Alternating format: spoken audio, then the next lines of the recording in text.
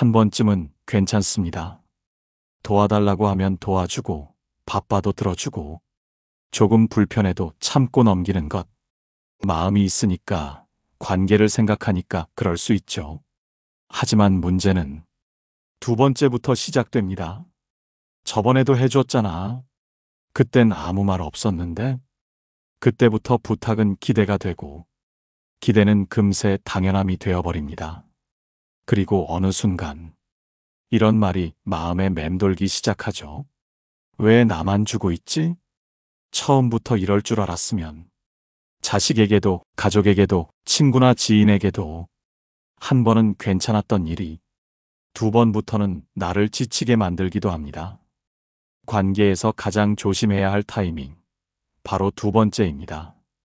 이제부터는 한 번은 받아줘도 두 번은 끊어야 하는 이유를 구체적인 이야기로 함께 풀어보려 합니다.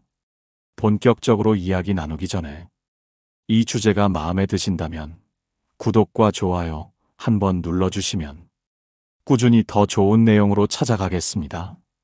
그럼 오늘도 지금 이 순간의 지혜를 함께 나눠볼까요? 첫 번째 이야기입니다. 정희 씨는 60대 초반입니다.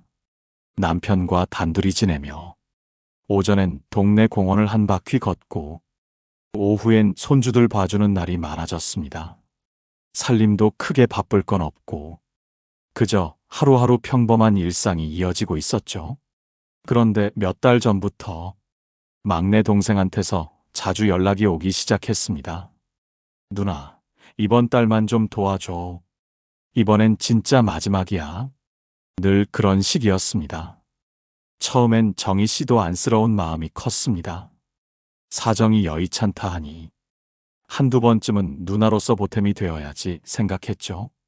계좌번호를 묻는 동생에게 별다른 말 없이 송금을 하고는 이 돈으로 숨 좀 돌렸으면 좋겠다 하는 마음으로 조용히 넘어갔습니다. 그때까진 마음이 괜찮았습니다. 하지만 두 번째부터 분위기가 달라졌습니다. 이번엔 꼭 필요하다는 말만 남기고 감사의 말은 한마디도 들을 수 없었습니다. 그 뒤로는 연락이 올 때마다 이번 주에 보내주면 안 될까? 누나, 이건 좀 급해. 하고 바로 돈 얘기부터 시작됐습니다. 전화가 올 때마다 정희 씨는 휴대폰 화면을 한참 바라보다 겨우 통화를 눌렀습니다. 혹시 또 돈 얘기일까봐 대화 자체가 부담스러워진 겁니다. 도와주는 건 괜찮았습니다. 하지만 그게 기대가 되고 당연함처럼 돌아오니 마음속에서 무언가가 서서히 식어갔습니다. 정희 씨는 문득 이런 생각이 들었습니다.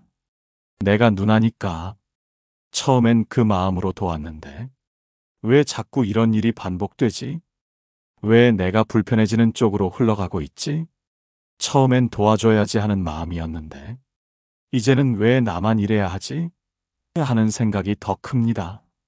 책은담에는 이런 말이 있습니다. 인자무적이지만 지나친 인자는 도리어 가벼이 여김을 받는다. 인자무적, 착한 사람은 적이 없다. 그러니 선한 마음을 가지는 것이 결국 가장 강한 힘이라는 뜻입니다. 하지만 이 문장은 거기서 한 걸음 더 나아가 말합니다. 지나치면 오히려 무시당할 수 있다. 는 경고입니다. 진심으로 배려하고 이해하고 참는 건 분명 아름다운 태도입니다. 하지만 그 마음이 경계 없이 반복되면 상대방은 점점 그 배려를 성격으로 취급하고 고마움보다 기대를 먼저 품게 됩니다. 처음엔 미안해서 머뭇거리던 부탁이 나중에는 아무렇지도 않게 건네는 말이 되고 그조차 해주지 않으면 왜 이러지? 하고 서운해하는 일이 생깁니다. 즉, 선함도 한계가 있을 때 존중을 받습니다. 지나친 인자는 결국 만만함으로 오해받을 수 있고 그 착함이 내 자리를 흐리게 만들 수도 있는 현실의 씁쓸한 단면을 이 문장은 지적하고 있는 것입니다. 이 말은 차가우라는 뜻이 아닙니다. 착하되 기준을 세우고 배려하되 선을 그을 줄 아는 것. 그게 진짜 무너지지 않는 인자무적입니다. 정희 씨가 뒤늦게 깨달았던 것처럼 한 번은 괜찮지만 두 번은 경계가 되어야 하는 이유가 바로 여기에 있습니다. 두 번째 이야기입니다. 은정 씨는 요즘 자꾸 속이 답답합니다. 딱히 아픈 데가 있는 건 아니지만 마음이 자꾸 조이고 한숨이 저절로 나오는 날이 많아졌습니다. 딸과 사위, 그리고 손주 둘이 주말이면 어김없이 집에 다녀갑니다. 처음엔 반가웠습니다.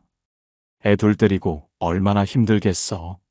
그 마음 하나로 식사며 청소며 반찬까지 미리 준비해두곤 했습니다. 아침 일찍 시장에 다녀와 좋아하는 반찬을 몇 가지 더 만들고 손주들 먹을 간식도 잊지 않았죠.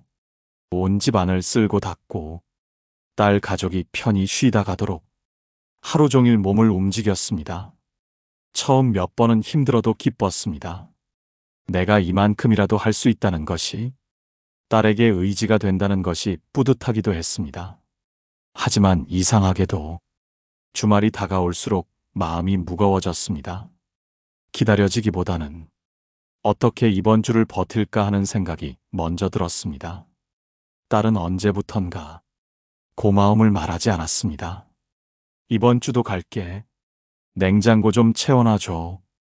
가볍게 들릴 수도 있는 한마디였지만 은정 씨는 그 말이 엄마가 당연히 해줄 거지라는 전제로 들렸습니다. 막상 집에 와서도 딸은 소파에 누워 쉬기 바빴고 사위는 조용히 스마트폰만 들여다보며 가끔 고개만 끄덕였습니다. 손주들은 거실 곳곳을 어지럽히고 장난감은 밟히기 일쑤였습니다. 은정 씨는 묵묵히 움직였습니다. 식사를 차리고 치우고 아이들 옷을 갈아입히고 간식 챙기고 그래도 주말이니까 가족이니까 하며 참았습니다. 그런데 어느 날 설거지를 하다 그만 손에 힘이 풀려 그릇 하나를 깨뜨리고 말았습니다. 잠깐 멍해진 그 순간 사위는 고개를 들지도 않았고 딸은 엄마 조심 좀 하지 그랬어라고 툭 하고 말을 던졌습니다. 그 말에 은정 씨는 아무 말도 하지 못하고 손에 묻은 물기를 멍하니 바라보다가 조용히 부엌 걸레를 꺼냈습니다. 그 순간 문득 마음 깊은 곳에서 이런 생각이 올라왔습니다. 내가 처음엔 도와준다고 생각했는데 지금은 그냥 당연한 사람이 돼버린 건가. 그날 밤 은정 씨는 주말이 오는 게 조금 무서워졌습니다. 책은담에는 이런 말이 있습니다. 형극을 밟고 지나갈 땐 신중하되 매번 지나가면 길이 된다.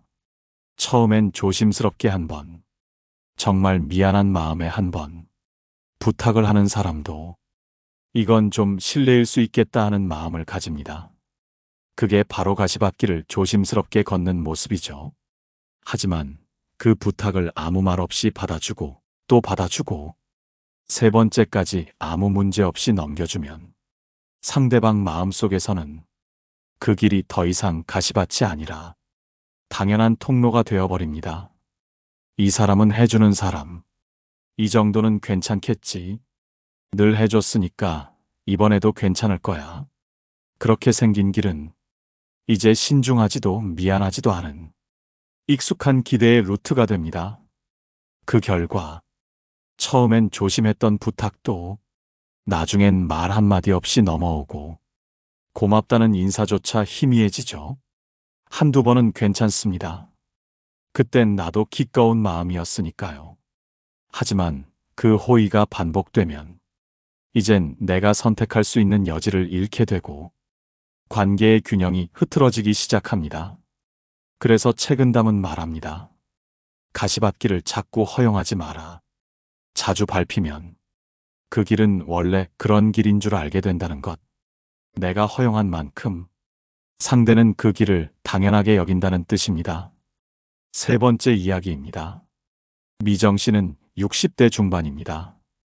교직 생활을 마치고 은퇴한 지 3년째.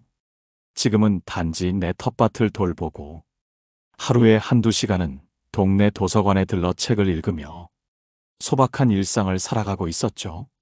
늘 그렇듯 혼자 있는 시간이 많지만 그 고요함이 오히려 마음을 안정시켜 주었고 하루하루의 작은 루틴들이 미정 씨에겐 중요한 평온이었습니다. 같은 동 아랫집에 사는 아주머니와는 엘리베이터에서 종종 마주치며 가볍게 인사를 주고받는 정도였습니다. 별다른 교류는 없었지만 서로 얼굴은 알고 있는 적당히 거리를 둔 이웃 사이였죠. 그러던 어느 날 아주머니가 마트 다녀오는 길에 조심스럽게 말을 건넸습니다. 저기 죄송한데요.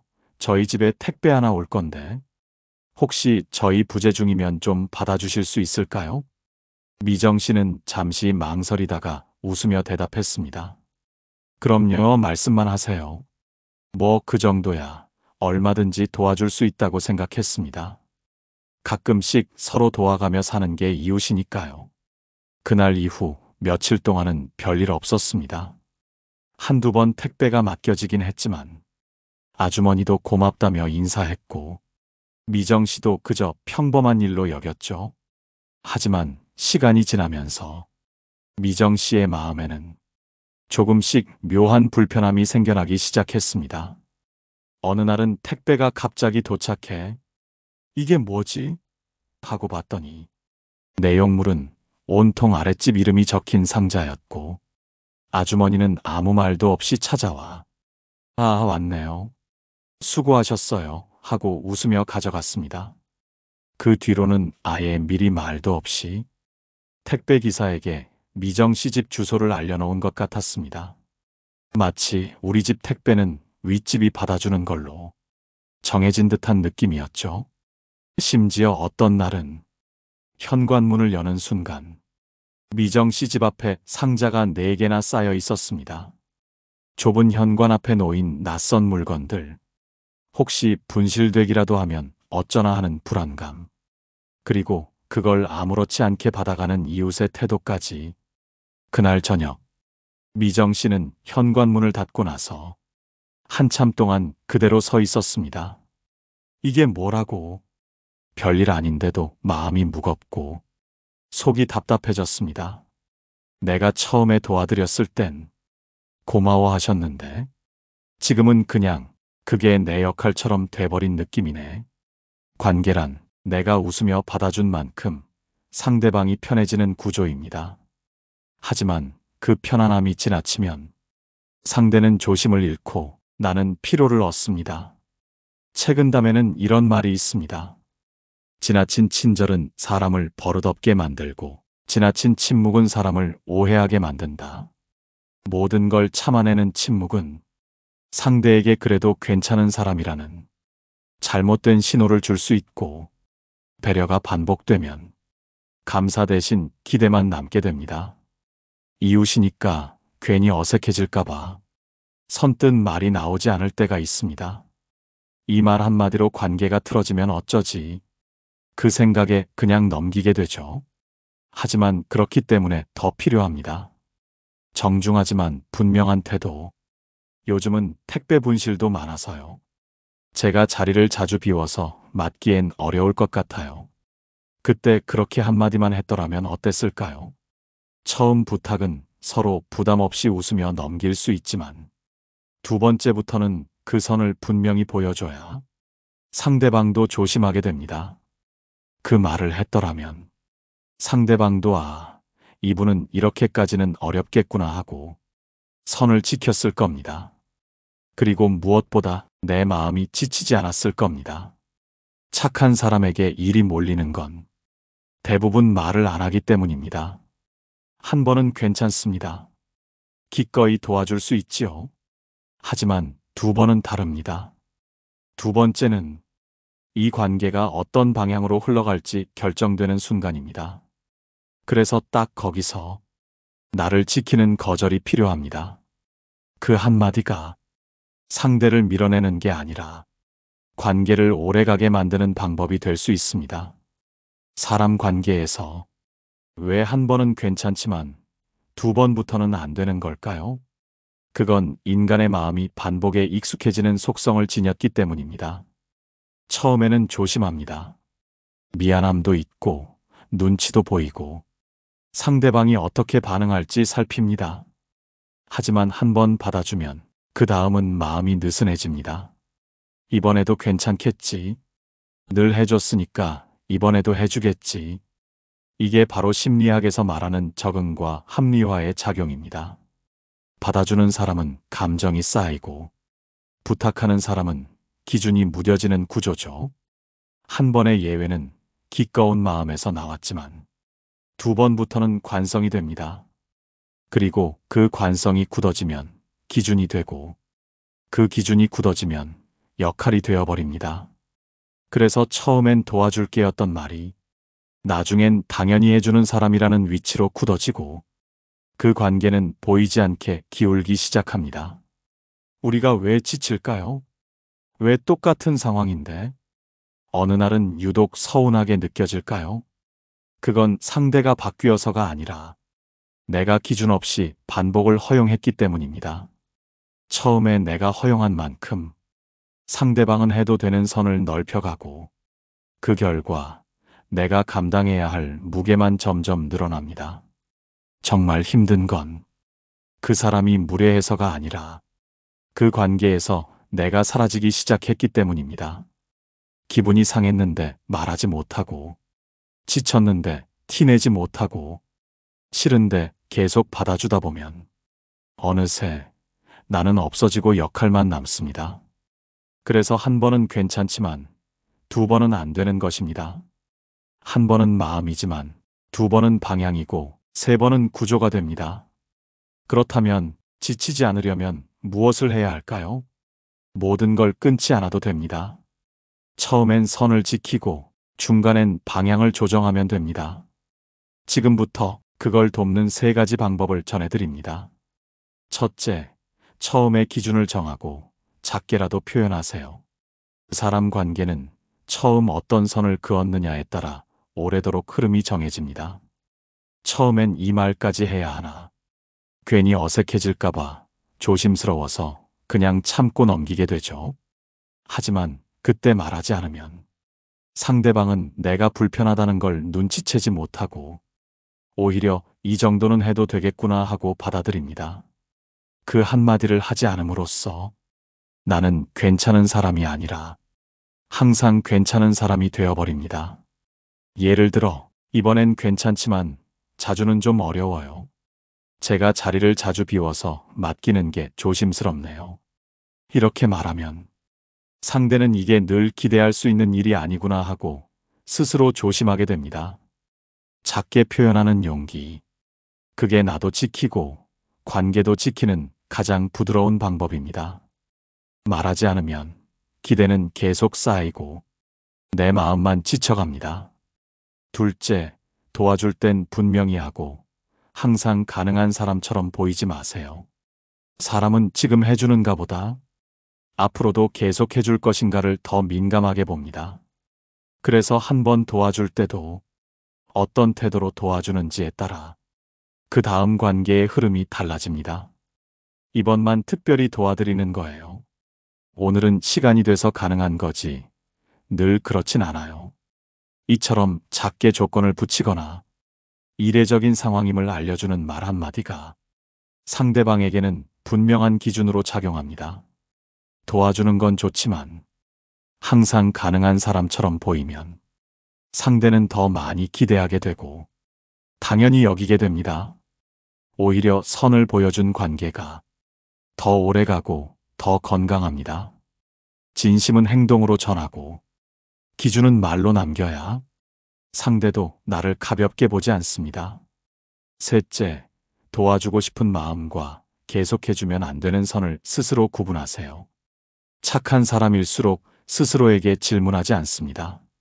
처음에는 진심으로 도왔고 기꺼운 마음으로 받아들였지만 그 일이 반복되면서 점점 의무처럼 굳어지고 상대의 고마움은 사라지고 기대만 남게 되는 순간이 찾아옵니다. 처음에 호의가 쌓여서 이젠 항상 그래야 하는 일이 되어버리면 그때부터는 마음보다 역할이 앞서게 되고 그 관계는 어느샌가 부담으로 바뀝니다. 상대가 나쁘거나 무례해서 그런 것이 아닙니다. 내가 선을 긋지 않으면 상대는 그 선이 없다고 여길 뿐입니다. 그래서 관계 속에서 거절은 상대를 밀어내는 것이 아니라 흐트러지지 않도록 중심을 잡는 조정의 도구입니다. 한 번은 괜찮습니다. 진심에서 나왔고 따뜻한 마음이었을 수 있습니다. 하지만 두 번부터는 그 호의가 기준이 되고, 세 번은 기대가 되고, 네 번째는 책임처럼 느껴지게 됩니다. 나를 위한 선은 스스로가 가장 잘 알고 있어야 합니다. 그 기준을 알고 있어야 상대도 나를 존중하는 방법을 배웁니다. 도와줄 수 있는 마음과 멈춰야 할 지점은 내가 가장 먼저 알아야 할 마음의 경계입니다. 누구에게나 한 번쯤은 참을 수 있고 넘어갈 수 있는 순간이 있습니다. 이번만은 괜찮다는 마음, 이 정도는 내가 감당하자는 생각. 하지만 그 한 번이 반복되기 시작하면 관계의 무게는 점점 한쪽으로 기웁니다. 처음엔 내가 선택한 일이었지만 나중엔 내가 떠맡게 된 일이 되어 있죠. 중요한 건 그 반복 속에서 내 자리를 놓치지 않는 것입니다. 상대가 잘못해서가 아니라 내가 한계 없이 받아들였기 때문에 생기는 피로, 그게 관계를 조용히 무너뜨립니다. 책은담에는 이런 말이 있습니다. 속은 부드럽되 겉은 단단해야 사람이 얕보지 않는다. 진심은 따뜻하되 태도는 분명해야 합니다. 그럴 때 상대도 경계를 느끼고 관계는 적당한 긴장 속에서 균형을 유지할 수 있습니다. 호의는 한 번이면 충분합니다. 두 번째부터는 그 마음이 습관처럼 되지 않도록 선은 내가 그어야 합니다. 나를 지키는 태도가 결국은 관계도 지키는 법입니다. 오늘 이야기는 여기까지입니다. 한 번쯤은 괜찮다고 넘겼던 일들, 그 안에 숨어있던 관계의 기준에 대해 함께 돌아보는 시간이었길 바랍니다. 마음은 따뜻하고 태도는 분명하게, 그 균형 위에서 우리는 더 지치지 않고 더 단단하게 사람 사이를 걸어갈 수 있을 겁니다. 이야기가 마음에 닿으셨다면 다음 시간에도 함께 해주세요. 고맙습니다. 삶의 지혜, 지금 이 순간입니다.